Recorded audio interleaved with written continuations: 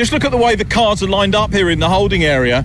Most of them are in the traditional Brands Hatchway backed up against the fence, but the first 3 cars that we've got for the second semi-final just look like they're ready to pounce. They're at a slightly different angle. It really caught our eye as we came into the holding area. So let's go down and have a quick chat with the, careful of the wire, and it's, we're wired up again to try and give you the best sound. And we'll grab a quick word with Max Esterson, heat winner from yesterday. Max, so you probably won't have seen that, but your teammate just managed to sneak into 4th place, or earn 4th position on the line. And are you aware of what's going on in the other heats, or do they tell you, the team tell you? I was able to watch the broadcast of it on my phone, so just seeing where the patches are and where the standing water is, mostly that's why I watch. But yeah, it looked like a good race. The winner of this one's going to be on the front row with, we just had the signal there in case you were wondering why Max was looking away, to green flag lap. Yeah, Niall Murray just got the first one, so you're going to be lining up if you take this one alongside Niall. I'm going to ask you, would you prefer outside or inside here at Brands? I think I'd just prefer starting first, to be honest. It's obviously a bit trickier on the inside, but I still think you're most likely hold the lead into turn 1 if you're starting first. But yeah, I think either's all right. That's good, yeah. I think historically when the cars lined up actually literally side by side, the outside could be a bit of an advantage. But before we go, and we're going to have a word with Joey as well because he won the heat yesterday, but how's the mindset and how was your evening? Yeah, good. I mean, we qualified in similar conditions to this, and I was on pole by over 2 tenths, so pretty confident. Obviously Joey will be strong, but I've beaten him before in the wet, so I mean, we could just try to do it again. That'd be nice. Excellent. We're looking forward to the race. I wish you well, Max. Good luck for the race. Thanks for chatting to us. So let's go and have a word with Joey Foster. Hopefully Joey will be able to hear us. Make sure I don't trip over as well. Wires everywhere. Joey, can we grab a quick word with you, please? No problem. Max is looking forward to the race. I'm sure you've beaten each other, haven't you, over the years in this position? But how are you feeling outside front row here for Semi 2?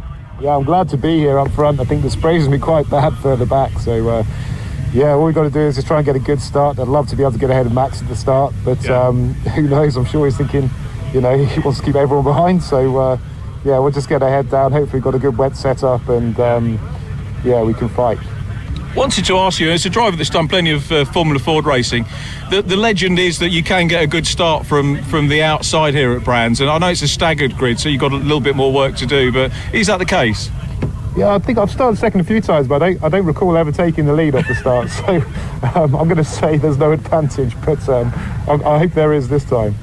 Okay, thanks for that. It's a very measured answer. Good luck for the race, Joey. Look forward to chatting to you and hopefully Max afterwards. Good luck, mate. Thank you for that. And third on the grid, hopefully we'll get time to do a third car. Gates are opening, so I don't know whether we are going to get to talk to Ollie. Should we go for it? Let's have a go. Quick word with Ollie White. If the whistle goes, Ollie will disappear, but P3, so inside run here, very wet. What are your thoughts coming into the semi-final 2?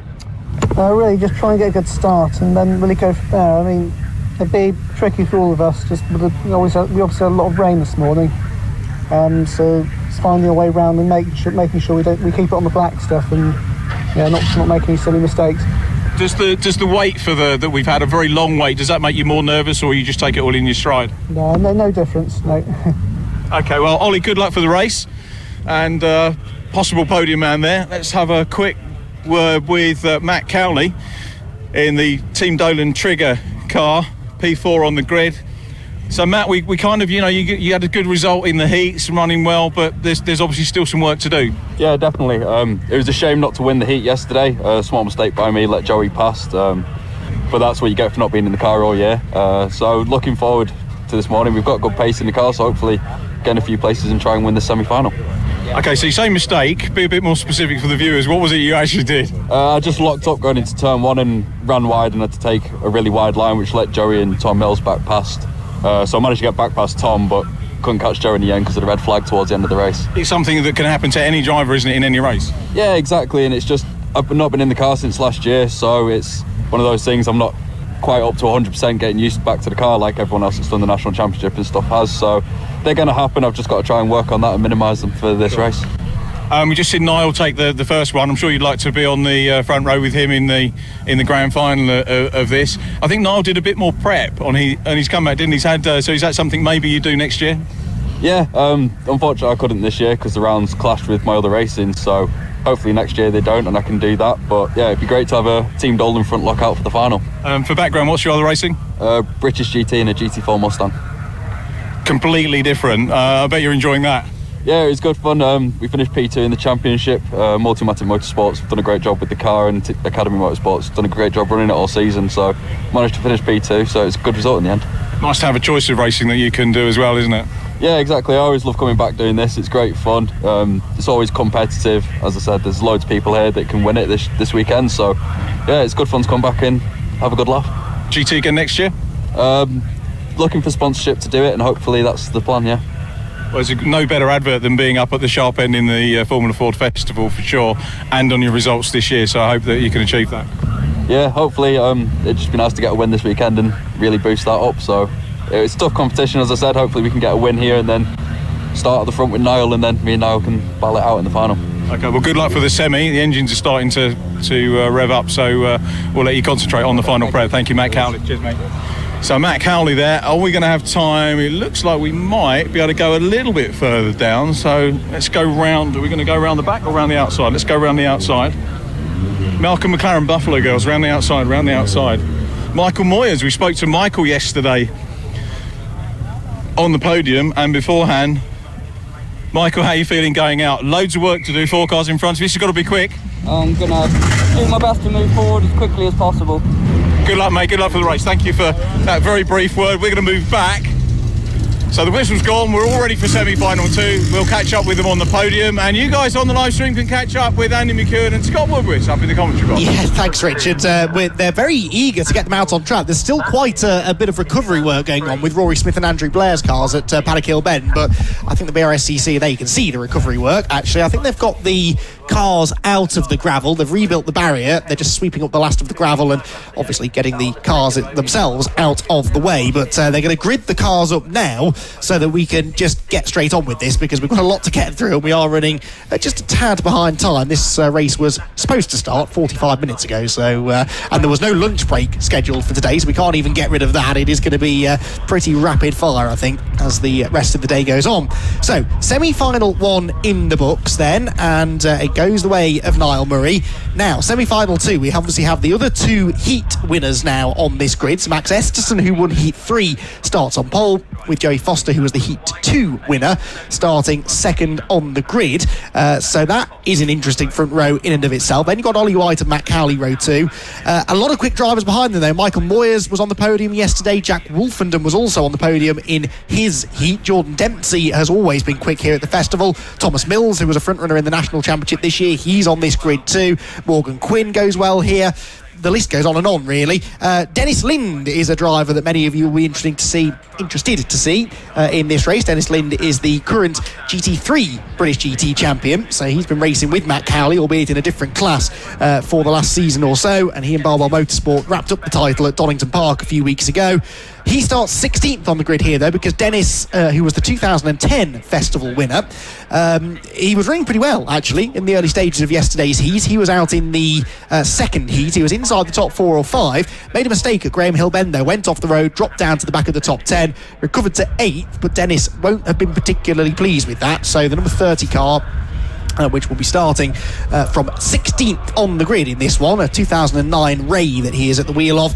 He is just outside of that automatic top 12 promotional spot. Derek Palmer, the former British touring car and TCR UK competitor, he starts right behind him, and then towards the back of the grid, Rick Morris, a veteran of the festival back through the late 80s, regular podium finisher indeed in the festival, and Pat Blakeney, another very well established driver. They both start from the back row. So Scott, another grid absolutely stacked with talent.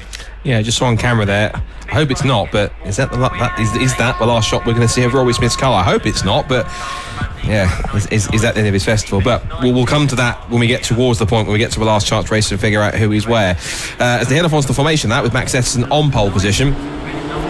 this is going to be tricky, because Dennis Lynn will try and pick his way through as best he can. He obviously, starting back in 16th on the grid, not going to be easy, but obviously at the same time, if he wants to get through, arguably he's only got to pass at least 4 cars, and that's given the skill he had. And the skill he had in the wet yesterday with qualifying was pretty strong. So I think he can do it. He's got a good chance to do it as well. But yeah, in terms of the guys at the front, Esterson, Foster, White, Cowley, Moyers, Wolfenden, Dempsey, Mills, that first 4 is just packed full of talented drivers, and there's a couple of drivers that have been surprised this weekend. Dave McCulloch, of course, he's just as talented as his brother Ivor. Noel Robinson, who's being run by Elfield Motorsport this weekend, he's had a real improvement in pace. I'm very impressed with him. Matt Rivette's running well in 14th place. He's running with the team that's called Fast Pete Rogers / Racing for Britain. That's a tribute to the late Peter Rogers, who was a great young Formula 4 driver in late 80s, early 90s that was very sadly taken away from us too soon. Brilliant driver, and hopefully he can do justice. And he's one of the older cars in the field. He's going to try and make the best possible spot we almost forgot about for the historic final. But that's them. This is now for the semi-final 2 grid. Yeah, let's run through that grid then, shall we? It is the Heat 3 winner, Max Esterson, that's got the pole position, with the Heat 2 winner, Joey Foster, alongside him. I think we can get that grid graphic for you. No? Okay, we'll just run through the grid without it then. So Esterson and Foster, row 1. Ollie White and Matt Cowley on the second row ahead of Michael Moyers and Jack Wolfenden. There we go. Jordan Dempsey and Thomas Mills are on that 4th row of the grid together. You get quite deep in the field, and we're still seeing really, really quick drivers. 2 green flag laps, by the way, we're getting, so no huge need to rush through this. Outside of the top 8 then, on the 5th row of the grid for semi-final 2, which is sponsored by Quantum Suspension, Morgan Quinn and Noel Robinson. Then it's David McCulloch and Darwin Smith. Lucas Romanek and Matt Rivette are on the 7th row ahead of Samuel Harrison and Dennis Lynn, that man we were just talking about, starting from 16th on the grid. And then we've got on row number 9 Abdul Ahmed, who makes a welcome return to Formula Ford racing after a few years away, and Derek Palmer alongside him. Then it's Ben Cochran and Samuel Street to round out the top 20. Ryan Campbell and Richard Higgins are next. Chairman of the BRSCC and last year's historic champion, Peter Daly, is on the 12th row alongside Mark Sawyer. And then on the 13th row, Michael Gray and Chris Hodgson, top 2 in the first of the progression races yesterday, and they brought through with them Philip Harris, Leanne McShane, Rick Morris and Pat Blakeney. So those 6 just about getting through, and you can see some of them coming through shot now. So that was a brilliant first progression race yesterday, actually, wasn't it? Michael Gray coming from the very back of the grid. Chris Hodgson, I think, started deep in the field, didn't he? And they came through to finish first and second in that progression race. Be interested to see what more progress they can make now in the second semi-final. Cars making their way around then. The track conditions, Scott, are improving, I'd say. The sun is definitely out, and it looks like it's here to stay for a little while. There's more blue sky on the way. Yeah, me too. But still very much wet lines, I think, the way to go. Yeah, and we are starting to get, thankfully, some crowds just starting to form now on that grandstand. I'm hoping that some of the mountain drivers after their race, depending on their fortunes and stuff, are going to be in the mix and hoping to try and get themselves in there too. Just spotted something on just pointing out that there are people braving the Paddock Hill Bend grandstand for, I think, the first time today as well. Yes, I was mentioning, yeah, that's what I was referring to. So, but yeah, should be fascinating, should be a great run. And yeah, 2 things to mention. First of all, big thank you to Quantum Suspension, as to all the sponsors for sponsoring the semi-final 2. And I should say also for those watching, big thank you to everyone who is watching, because on the live stream on the BRSC stream, we have got over 2,000 of you watching. Nice. So that's fantastic. So thank you ever so much for tuning in. I know we had 1 or 2 issues yesterday, but so far so good. We're keeping tabs with everything, so everything going good so far today. So thank you for bearing with us yesterday and tuning in today, because the race has been fantastic, and we hope you've been all enjoying it. So again, can't control the weather, but hopefully we've got everyone's in place here and we can get going. We've got a gap quite further back towards the back of the grid, about sort of 5 rows to the back or so. Either that or someone's out of position. Either way, it looks like someone shouldn't be as far forward as they should be, I don't think.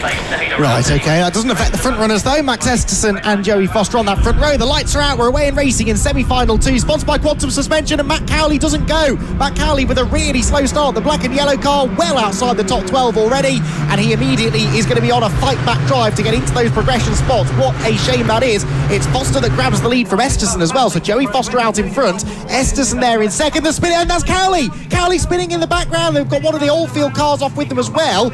Ian Goff, I presume, no, he was in the other might be Lucas Romanek, he's one of the other ones. Yes, you're right, I think it is. So Matt Cowley in all sorts of trouble here. Then did he continue from that? I think he did, but he may well have some damage. Right then, down to Graham Hill Bend we go. The leader is Joey Foster, second place is Max Esterson, third is Ollie White, and that's Michael Moyers, I think, that's in 4th place as they race down the Cooper Straight. Matt Cowley has continued, but an awfully long way down the order, and Scott, that's another potential winner in trouble early.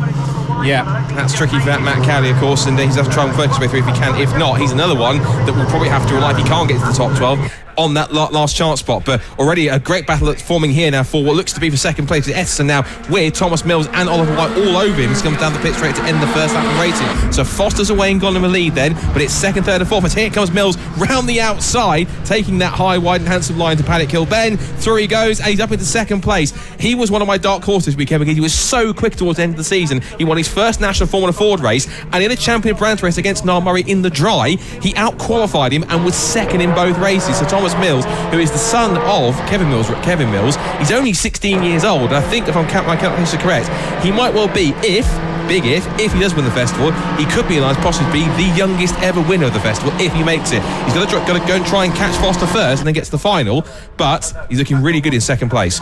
Well spotted. I thought that was Moyers. It's not, because Mills started 8th on the grid, so to be second at the start of lap 2 is mighty impressive. Esterson, though, seems to be struggling, doesn't he? I wonder if they've not quite got the wet setup right on that car. Slithers his way through clearways, and now it's Ollie White's turn to get up the inside of him, and he draws level with him as they go through Clark Curve, this for third position. Then the top two are checking out. Joey Foster comes across the start-finish line then with a lead over Thomas Mills of exactly 2 seconds, but Mills was 2/10 quicker than him that time, and Ollie White goes through into third place then. So White goes third, Esterson fourth. Behind that is Michael Moyers going up the inside of Jack Wolfenden. Wolfenden has the grippier line out of the corner. Not anymore, he doesn't, because he's out on the curb, and he loses traction and will, I think, lose the position ultimately to the red machine on the inside. No, maybe not actually.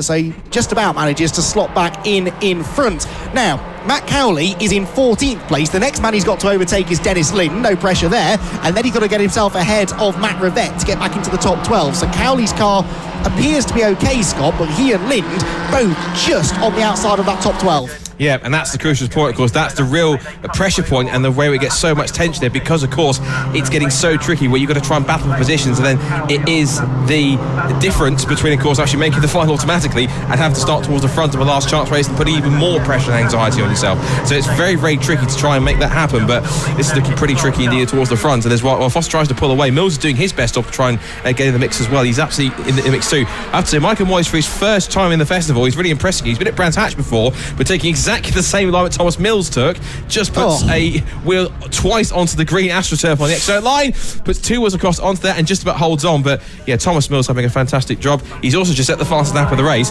This boy can drive, can't he? Oh, that looks like either loss of grip or suspension damage for Philip Harris, I think. So trouble for him, so he's holding on, but he's up to get a regrowing again. That Mondial back facing the right way again, the way he goes. But good to see him as one of many Irish drivers that we missed last year back across the festival. Meanwhile, it's all action for second place. Yeah, that's Jordan Dempsey trying to go to the outside of, that'll be Esterson now, won't it? Oh, we've got a car in the gravel at Paddock. Didn't quite make the barriers, and I can't see because of the sun glaring off the white bodywork who that is. We'll see who doesn't come through this time around. I think that's going to be the easiest way. Thomas Mills is quicker than Joey Foster. He was 2/10 faster than him on the previous lap. The gap came down to 1.7 seconds. Goes back out again now to 1.9 though, so Foster responding to that. Across the line comes Jordan Dempsey, then Dempsey 5th, Esterson 6th, so he's already got past Esterson, and he's got Jack Wolfenden behind them as well. So these 3 cars 5th, 6th and 7th as they go into a yellow flag zone temporarily at Paddock Hill Bend. What of Cowley and Lind? Lind is 10th. Lind gained 2 positions on that lap, got himself ahead of Derek Palmer and the 55 of Noel Robinson. Cowley, though, stuck in 13th still, so Lind making progress, Cowley struggling. Yeah, but he's only just behind Derek Palmer, so there's a possibility he could pick his way through, and he's in the mix there too as well. The car which didn't come through, because we're looking to see who went tumbling down the timing screen. Who was it that didn't come through for a second? Bear with me. Just going to scroll down if we can. It was Sam Street by the looks of it, Sam. This is Sam Street. Again, that might well be possibly his festival over. Potentially this is not a reserve. So now we've seen Jack Wolfenden, who's this year's Northern Formula Ford champion, up the inside of Max Esterson, who was 3rd in the national championship and took a couple of wins as it was. I think you're right on the point that he made. Esteson's in there, but he really isn't liking these wet conditions. That car does not look well in terms of setup. No, he can't get on the throttle, can he? You can see coming out of clearways, the rear wheels just spinning up, throwing spray into the air. It's the same for all of them, but I think the others maybe just have a slightly more compliant setup. He'll be hoping that we get a dry final later on, I think, to keep him in contention. Real shame that, having won the 3rd heat under significant pressure from Ollie White. Well, White is going well in this race. He's in 3rd place, whilst Esterson fades towards the back. Number 73 seems to be retiring. That's Lucas Romanek, so we think he was one of the spinners at Paddock with Matt Cowley.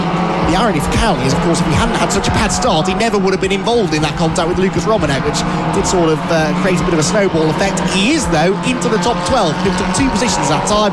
Matt Rivette had a terrible lap. So too did Noel Robinson. Rivette lost 3 places. Robinson and Palmer both lost 7 places on that lap. So I fear they may have come together, but that was at least to the benefit of Cowley, who moves to 11th. Yeah, so certainly getting a little bit of reprieve, and at least if he's going to make the final automatically, he's made it a bit hard, but at least he's going to be there and he can relax a bit more, which is the key thing. This man can't quite relax, even though he's got quite a good lead. Joey Foster putting in another typical Joey Foster performance, because again, like Niall Murray, in events like this is what Foster's good at. He's won this race twice in the main festival and once in the Kent Festival in 2004, so technically it's 3 festival victories that he's taken. He knows how to do this arguably better than anyone else, so it looks like if he keeps it on the road in these tricky conditions and it does it will be essentially 2 of the most successful drivers that have won the festival in recent years, potentially on the front row together. Pat Blakey puts his arm out of the way and I'll out to the cockpit and moves out of the way. Good drive from Pat. He's in actually, of course, Joey Foster passing another festival winning car, because for those who don't know, Pat Blakey's driving the Van Diemen MS13, which Wayne Boyd, who won this festival twice in 2008 and then in 2015, that's the 2015 car that that's car he used to win it in 2015, the former car. So Pat now, who works quite a lot at Thruxton, is now getting back behind the wheel again, and good to see him in the mix. Oh, Noel Robinson had a spin. Noel Robinson, who was quite high up in the grid, he might have to go to the last chance race there, battling away with the 179, one of the older Van Diemen cars, as they go through.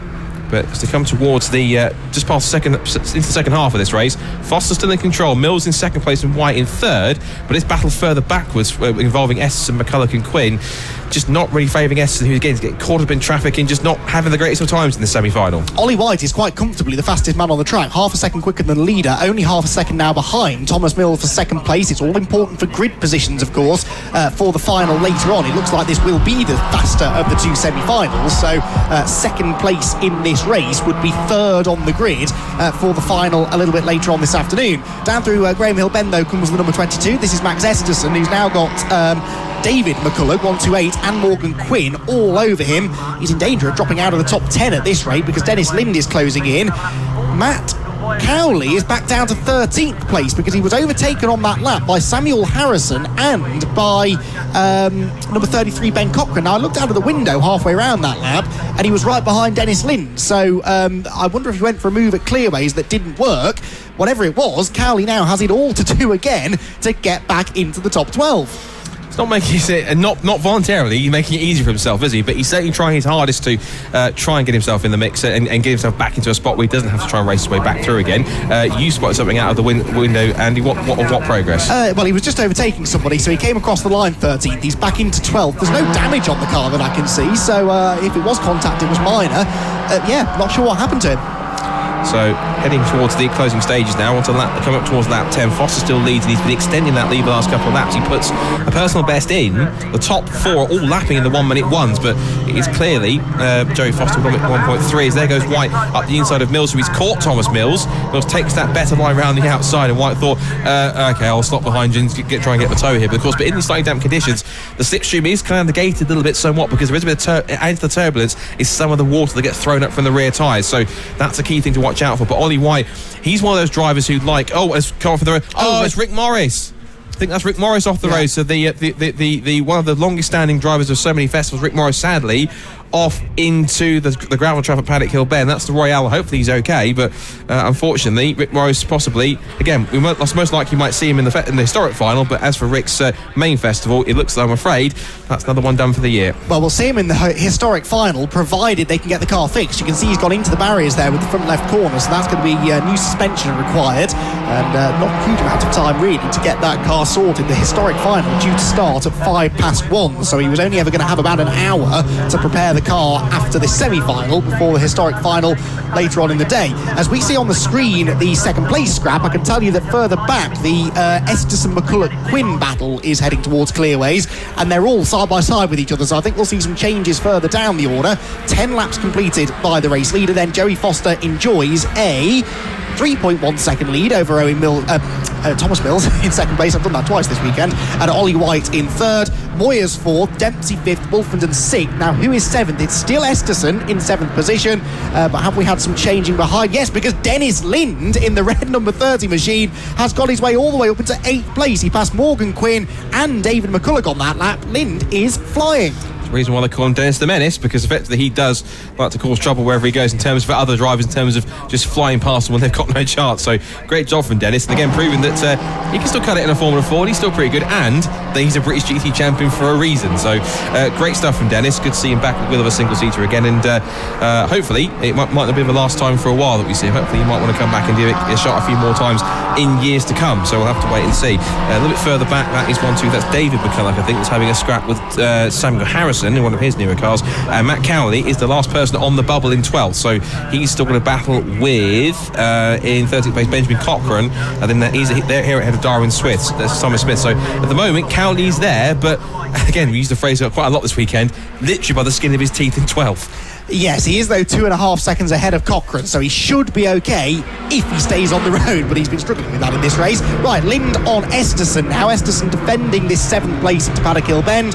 Lind to the outside. It looks wetter out there, but it's still grippier in the wet. And look at the speed he carries off the corner. Nothing though compared to the speed carried by David McCulloch, who's squeezed onto the grass. I don't think Lind realised he was there, and David McCulloch did well to save that. Oh no, Morgan Quinn, excuse me. I was going to say, I think that's Morgan Quinn. David McCulloch's dropped back a little bit, so he's still there, just there's Sammy Harrison, but Morgan Quinn got the fright of his life there from Dennis Lind, maybe inadvertently, but Morgan wanted to go for a gap. Dennis was so focused, I'm sure, on battling Max Esterson, he moved across to try and stay in the slipstream, probably didn't look at his mirrors and realise, oh, there's a car still there.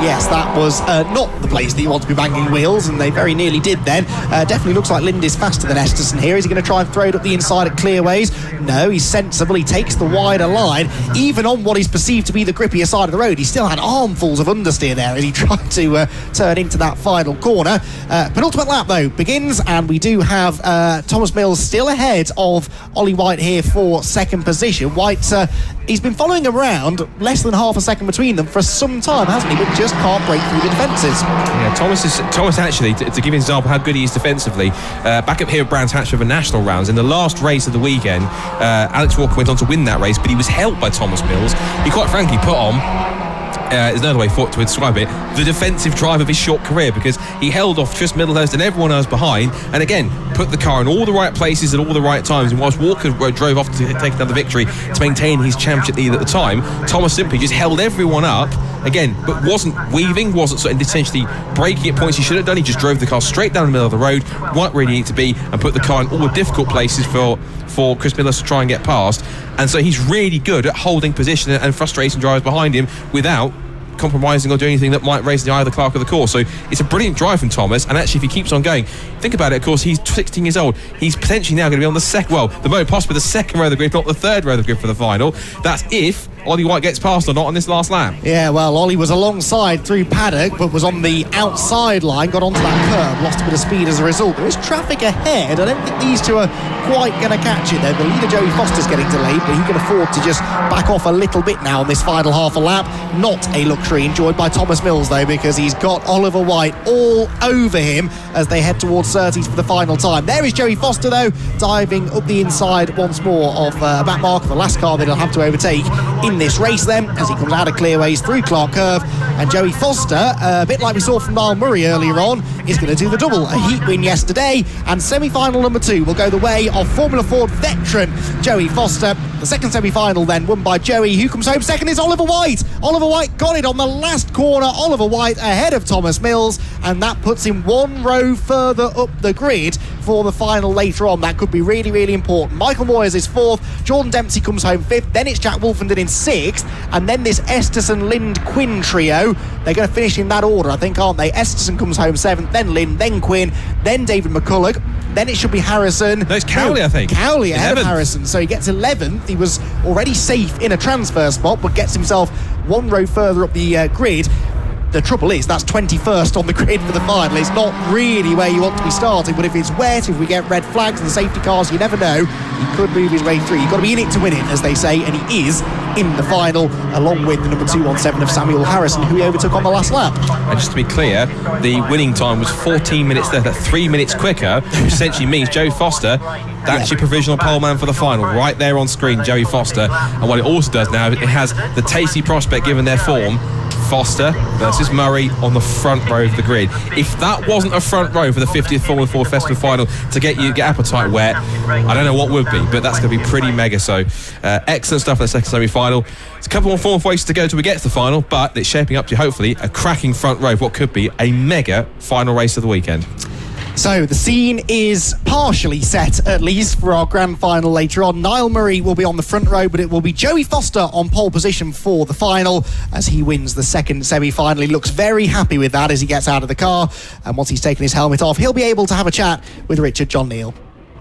Andy, thanks very much indeed. I don't think Joey knows that news yet, so thank you for confirming that to us. And we might be the first at the moment. As you can see, we've got the congratulations going on down here in Victory Lane. Joe's going to get the crash helmet off. No, he's not for the moment.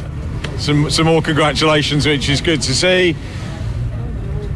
Ollie comes over and congratulates him as well. And what a race and what a story we've got now, because we've got two double winners on the front row for the 50th Formula Ford Festival. So the final is all to play for and all to look forward to. We've got the last chance race and the historic final coming up as well. But I think we can grab a word with Joey Foster, who's very nearly ready. Joey, congratulations, a handshake on that cracking result. And before I forget, because I'm of that age where you forget things, yours was the faster semi, so you're on pole for the final. Wow. So congratulations on that. Talk us through, you just seemed to, once you got in front, disappear. Yeah, I mean, we've been working away on our wet setup on this car for the whole season, really. We started to get more and more confident with it. In qualifying, we thought getting there and a couple more tweaks, and I was amazed at how comfortable it was. The car was absolutely fantastic, the entire race, so just loads of consistency, really comfortable. Happy with that one. Yeah. We didn't write the script, but if we had done, we'd have probably wanted two double winners of the festival to start on the front row of the grid for the final, and that's what we've got. Brian Jones is going to be smiling on it. Very true. Yeah, I mean, this is only half the job, really, isn't it? We've got the final to go, and it's going to be frantic for sure, but we'll see what we can do. You look pleased, obviously, with the win, which you are, but mindset-wise, what do you do now as you look forward to the final? The biggest thing is going to be the weather, how fast this track dries, because I don't think it's going to rain now for the rest of the day, so we've got to keep a close eye on that and work away on what setup we use. Well, many congratulations on the semi. We'll let you get to the proper podium. Thank you for talking to us, Joey. Good luck for the final. We'll see you on the grid there. And Ollie White, second place. Well done, Ollie. We'll grab your hand and say congratulations again. Good to see you on the podium. And grabbing that second position, you were, clearly thinking that obviously the further up you are, the better chance you've got in the final.